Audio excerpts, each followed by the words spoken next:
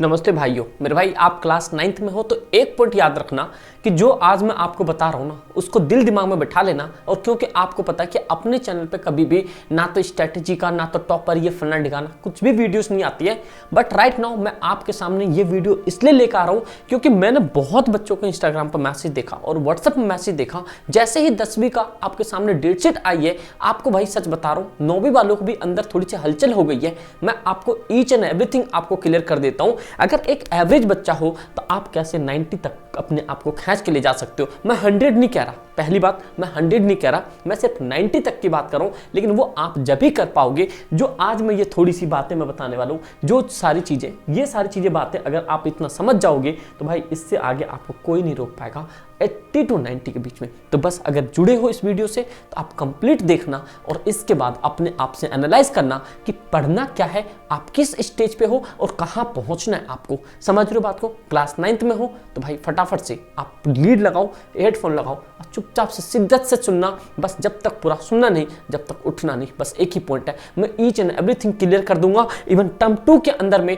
कौन सी चीजें पढ़नी चाहिए, कौन सी चीजें नहीं पढ़नी चाहिए, कहां से क्या उठाना चाहिए, मैं हर चीज आपके सामने क्लियर करके रख दूंगा। बस करना क्या आपको, बस कंप्लीट फुल वॉच करनी है, सारी चीजों को समझना टिल द एंड। ठीक है, तो चलो फिर शुरू करते हैं फटाफट से। बस आप लोग फटाफट से जब तक लाइक कर दो। मेरे भाई ये आपको बताएं कि जो हमारे शेर शेरनी इतने बच्चे हैं, ये देखो 55 और 90। एक पॉइंट आपको बताएं कि ये 55 और 90 के बीच में ज्यादा लंबा फासला नहीं है। ये सिर्फ और सिर्फ आपके देखा जाए तो ऑन एन एवरेज में बात करूं तो 35% का फासला है। और आप जानते हो 35% में क्या होता है, एक बच्चा यहां से क्या हो जाता है, पास हो जाता है। क्या होता है, 35%, 33 पे पास हो जाता है। इट मींस कि आपका मार्क्स एक पासिंग बच्चे से ज्यादा आना चाहिए। समझ रहे हो बात को? तो अभी मैं सबसे पहला पॉइंट आपके सामने डिस्कस करूंगा, सबसे इंपॉर्टेंट पॉइंट जो यहाँ पे आपके लिए बहुत ही ज्यादा इंपॉर्टेंट पॉइंट है कि देखो this video is for those जो मेहनत करते हैं पर उसके अकॉर्डिंग रिजल्ट नहीं मिलता। मेरे भाई आप लोगों ने देखा होगा, बहुत बच्चों ने सोचा होगा कि भाई मैं मेहनत तो बहुत करता हूँ, पूरी जान लगा देता हूँ, पूरा मैथ्स पढ़ता हूँ, पेपर में जाता हूँ, फैल जाता हूँ। होता है आपके साथ ही नहीं होता? कमेंट करके बताना। लेकिन आज के बाद ऐसा नहीं होगा। आप जो पढ़ के जाओगे, जो रिवीजन करके जाओगे, पेपर में 110% अटेम्प्ट लोगे। तो यही बात है, ये वीडियो सिर्फ उन बालकों के लिए है जिन बालकों को बहुत ही ज्यादा दिक्कत हो रही है, दिक्कत हो जाती है कि भाई मैं पढ़ता तो बहुत हूँ बट कभी उतना रिजल्ट नहीं आ पाया। आज के बाद आपका रिजल्ट आ पाएगा और 110% आ पाएगा। और कितना आ पाएगा, 90+ आ पाएगा। आप लोग का कितना डिमांड है, आप अपने जीवन में कितने परसेंटेज चाहते हो, कमेंट बॉक्स में लिख देना। टर्म 2 में आपको इतने मार्क्स छप जाएंगे, बस इतना कमेंट बॉक्स में होने चाहिए। तो मेरे भाई एक पॉइंट हो गया। सबसे पहली पॉइंट आपको क्या करना है, ध्यान सुनना। कह रहा इसमें we will be telling the mistakes जो आपको टॉपर्स बनने से रोक रहे हैं। आप देख रहे हो यहाँ पे ये रोक रहे हैं बट ये आपको क्लिक कर रहे हैं, आपको ग्रीन टिक दे रहे हैं। तो मैं सारी चीजें आज आपको बताऊंगा, एक एक चीज मैं आपको क्लियर कर दूंगा। सबसे पहले मेरे शेर शेरनियों एक पॉइंट याद रखना जो मैं आपके सामने बता रहा हूं, गेट अ नोटबुक। सबसे पहले क्या करो, get a notebook now and right these mistakes so that you can avoid these in futures. बस एक ही पॉइंट है, आप अपने यहाँ पे नोटबुक लो, नोटबुक पे जो जो पॉइंट बताने वाला हूँ बस दिल दिमाग से उतार लो और अपने किताबों में छाप देना। बस उसके बाद आपके एग्जाम में नंबर छप जाएंगे मेरे भाई। ठीक है, तो देखो यहाँ पे पहला पॉइंट, सबसे पहली जो थोड़ी सी एक जो लाइन सुनी होगी आपने लाइफ के अंदर में, कह रहा a little progress each day add up to be a big result. मतलब क्या होता है, आपके हर दिन की एक छोटी छोटी मेहनत आपको बड़ा रिजल्ट ला सकता है। समझ रहे हो बात को? तो कंटिन्यूसली हमेशा मेहनत करते रहो। अब आपके सामने मेन पॉइंट है, सबसे पहला पॉइंट आपको नजर में रखना है कि स्टॉप रनिंग। आप ना जो भाग रहे हो ना वो रनिंग बिहाइंड, मतलब कि जो भी आप भाग रहे हो ना कि क्वांटिटी के पीछे, फोकस ऑन क्वालिटी। क्या बोल रहे हैं यहाँ पे, focus on quality, studies hours matter. सिर्फ क्या करता है, सिर्फ स्टडी जो होते हैं आपकी, जो क्वांटिटी के पीछे भागते हो कि भाई मैं आज ये भी पढ़ लूँ, मुझे ये सपोर्ट मटेरियल मिल जाए, मुझे ये क्वांटिटी, ये पीडीएफ मिल जाए, मुझे ये मिल जाए, भाई ये पढ़ लूँ। मेरे भाई ऐसा कुछ भी नहीं करना है।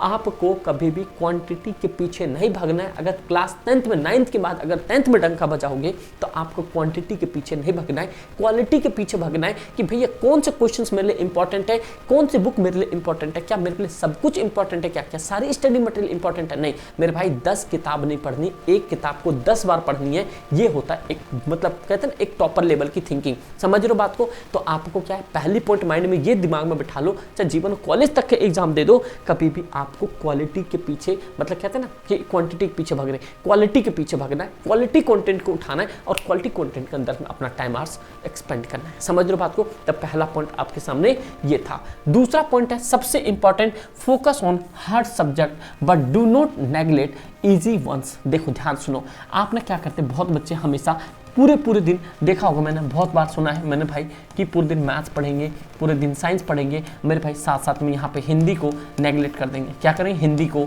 इंग्लिश को नेगलेक्ट कर देंगे। बट आपको पता है जो थ्योरी सब्जेक्ट है ये आपको मेन सब्जेक्ट को जोड़ के परसेंटेज ऐड ऑन करता है। सपोज करो आपके इंग्लिश में, हिंदी में, एसएसटी में भाई बहुत अच्छे नंबर है, मैथ साइंस में कम नंबर है, भाई नीचे हो गया। अगर सपोज करो हिंदी एसएसटी, मैथ्स में भी, हिंदी एसएसटी, इंग्लिश में भी कम नंबर है, इसमें भी कम नंबर, तो ये नंबर नीचे हो गया। तो मेरे भाई इसीलिए आपको हमेशा कहता हूं कि जो थ्योरी वाले पार्ट है, थ्योरी वाले पार्ट को ना दिल दिमाग से लगाओ और उस पर ज़्यादा से ज़्यादा मेहनत करो। ये नहीं कि सारे सब्जेक्ट पे भाई इक्वल टाइम दो, जो छोटे मोटे उस पर कम समय दो, लेकिन मेरी बात ध्यान सुनो, मैथ्स साइंस के पीछे नहीं भागना होता है, एसएसटी, हिंदी, इंग्लिश, क्योंकि परसेंटेज यही ला देता है। ओवरऑल परसेंटेज से आपका क्वालिटी बढ़ती है। समझ रहे हो बात को? तो नेगलेक्ट आपको छोटी सब्जेक्ट को नहीं करना है, they will get you the marks and the percentage. वही बात बती गई जो मैंने आपको बताया कि आपको क्या होगा कि वो आपको बहुत अच्छे नंबर देंगे और बहुत ही ज़्यादा परसेंटेज बना के देंगे। तो दूसरा पॉइंट आपको याद रख लेना है, जो मेन सब्जेक्ट है उसे तो पढ़ना ही है, लेकिन आपके जो थियोरिटिकल सब्जेक्ट है, जो लैंग्वेज सब्जेक्ट है, उसे नेगलेक्ट नहीं करना है। इस दिल दिमाग में बिठा लो। आज से मेरे भाई अगर नहीं पढ़े हो, पढ़ना शुरू कर दो, क्योंकि समय बहुत ज़्यादा देर नहीं है। समय आपके पास इन द सेंस ज़्यादा देर का मतलब ये हो गया कि मेरे भाई आप जानते हो कि कल जो है 10वीं का बोर्ड का रिजल्ट आ चुका है, जो कि उन लोग का 19 तारीख से पहला पेपर है। तो मेरे भाई उसी तरीके से आप लोग को पता होना चाहिए कि आप लोग का 15 फरवरी से पेपर है 9th वालों का। तो मेरे भाई ये दिल दिमाग में बैठा लो, तो फिर भाई उसी हिसाब से प्रिपरेशन करो। जो मैं आज इस वीडियो में बता दिया हूँ, बता रहा हूँ, इधर छाप लेना, ठीक है भाई।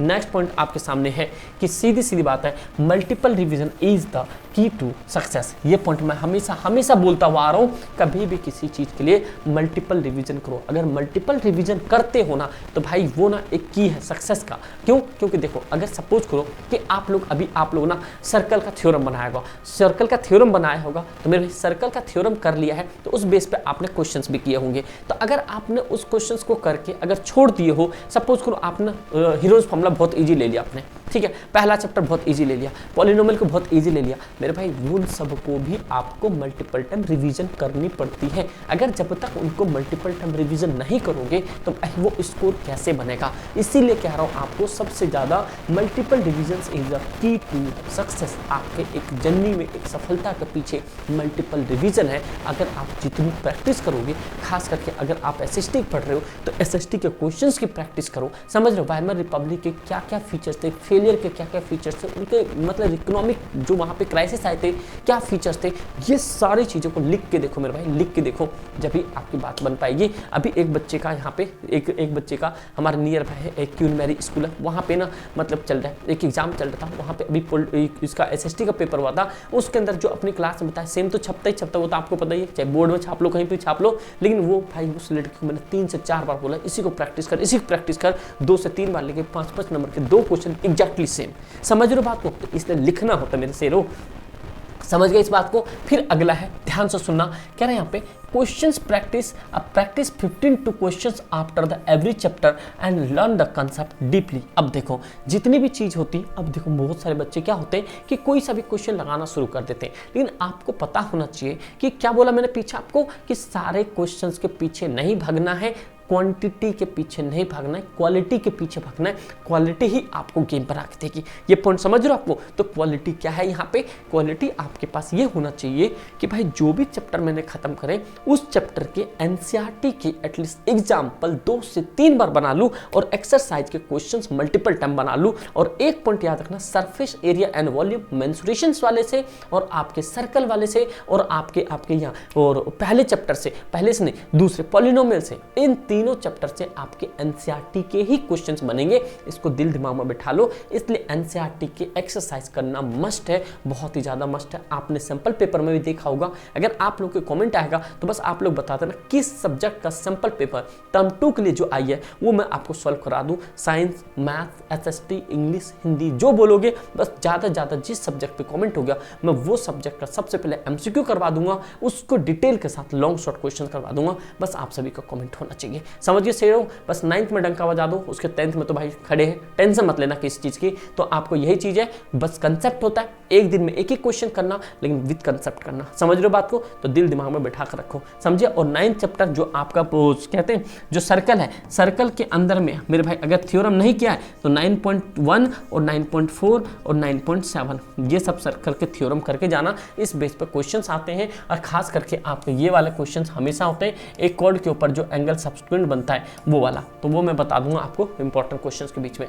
ठीक है भाई। अगला जो इंपॉर्टेंट चीज है, last tips of the day, इसमें एक ही चीज याद रखना, learn from your mistake and do not repeat them next time.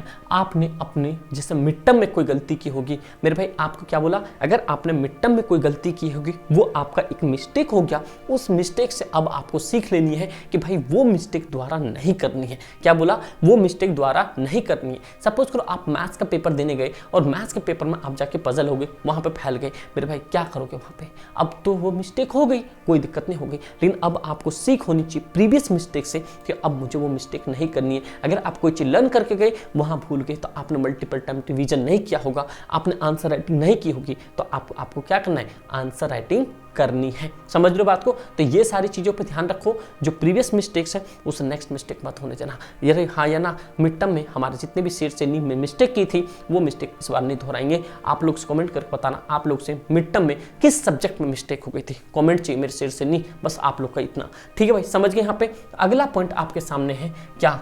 Thank you so much. मैं आपको यही चीज़ बताना चाहता था और अब मैं आपको एक इंपॉर्टेंट चीज़ बता रहा हूँ। ये इंपॉर्टेंट चीज़ आपको याद रखना है। सबसे पहले आपको एनसीईआरटी को घोल के पी जाना है, पर्टिकुलर किसके लिए? ये मैथ्स के लिए, याद रखना। उसके बाद आपको क्या करना है, जितने भी प्रैक्टिस पेपर आए हैं वो प्रैक्टिस पेपर के सेट को आपको सॉल्व कर लेना है। और जितने भी इंपॉर्टेंट क्वेश्चंस आपको मैं बता रहा हूँ अपने एसएसपी पे, मेरे भाई इन क्वेश्चंस को 1 से 2 बार प्रैक्टिस करके जाना है। और सारे क्वेश्चन, अगर मान लो लैंग्वेज सब्जेक्ट है, क्या यहाँ पे अगर लैंग्वेज सब्जेक्ट है तो उनको आंसर शीट पे लिख के ट्राई करना है। जब आपकी बात बन पाएगी क्लास 9th के अंदर में, अगर सच में अच्छे लेवल का डंका बजाना चाहते हो, क्लास 9th के टर्म 2 में अगर गेम बनाना चाहते हो, तो एनसीईआरटी के मैथ्स के एग्जाम्पल विद सॉल्यूशंस आपको करने हैं बिल्कुल अच्छे तरीके से। एनसीईआरटी के एग्जाम्पल के साथ साथ जो मेन एक्सरसाइज उसके भी करने हैं और प्रैक्टिस पेपर में जो क्वेश्चन आए उनको भी करने, याद रखना। और मिड टर्म के पेपर जरूर सॉल्व करना, आपको 10% मिड टर्म के पेपर देखने को मिलेंगे। जो रियलिटी थी, जो चीजें मैं बताना चाहता था आपको, वो मैंने आपको बता दी। यही चीज अगर मैं ऑफलाइन में भी होता तो ऑफलाइन में मैं आपको यही चीज बताता, लेकिन मैं आपको ये चीज दिल दिमाग से बताया। बस इस चीज को फॉलो करना, बस चीजों को कम हेडेक हो लेना, ज्यादा हेडेक नहीं लेने का, कम हेडेक लेने का माइंड में, और शिद्दत से प्रैक्टिस करना शुरू करो, क्योंकि अब आपके साथ समय नहीं है। समझ लो, क्योंकि भाई देखो 10वीं का बोर्ड होना शुरू हो गया, उन्हीं दरमियान जो जो उनका गैप होगा उन्हीं बिटवीन आपका एग्जाम भी होगा। तो यही पॉइंट आपको क्या करना है, दिल दिमाग में रखना है। और कोई दिक्कत परेशानी होगी कमेंट कर देना, इंस्टाग्राम पर फॉलो नहीं किया कर लेना। बस एक ही रिक्वेस्ट है, प्लीज़ यार आप लोग पढ़ना शुरू कर दो, ठीक है? और लाइक नहीं क्यों कर देना, नए हो तो सब्सक्राइब तो कर ही लोगे, इतना मुझे भरोसा है, क्योंकि हमारे से यहाँ पे क्वालिटी कंटेंट मिलता है, अदरवाइज कुछ नहीं। Thank you so much and जय हिंद।